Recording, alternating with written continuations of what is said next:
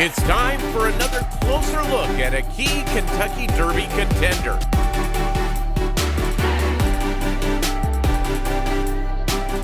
What's up, everybody? I am Mike Somich for RacingDudes.com, and we are back for another Kentucky Derby Contenders capsule coverage.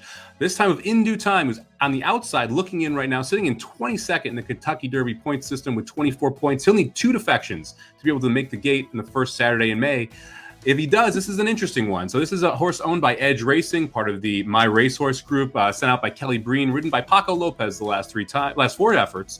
We've seen him in 2 graded stakes, 2 back. We saw him in the Fountain of Youth running second to Simplification. That was an interesting trip where he kind of cut through the inside. You had an accident in that race. He was able to take advantage of that and run up for second. Last time out, we saw him as the favorite in the Lexington Stakes, where he was not great. He had every chance to win that race, was sitting on the inside, saved ground on both turns, and wasn't able to really kick into gear down the lane when Tawny Port was able to go wide and rally past the leaders. Was able to get a little bit going and rush up there to be able to get a piece of it, but was never really a threat to win the race.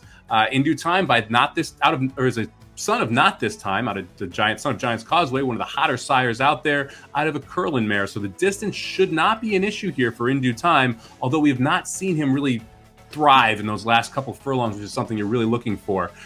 This is an interesting horse to me. Look, the Florida circuit is one of those that's been hard to judge. White Abario's looked wonderful, winning the Florida Derby and winning the Holy Bull. The Fountain of Youth looked like a strong race, with Simplification coming back and kind of flattering White Abario's form.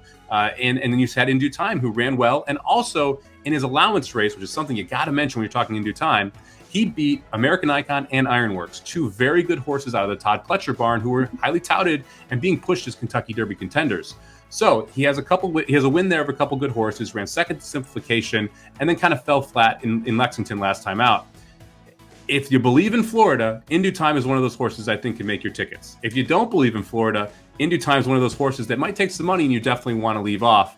For me, it's going to be tough for him to be able to get up into that superfecta. I'm probably going to leave him off a lot of tickets. Expect to see him kind of sitting mid-pack and making a run around the final turn and seeing if he's good enough to kind of get up for that 3rd or 4th spot in the last furlong.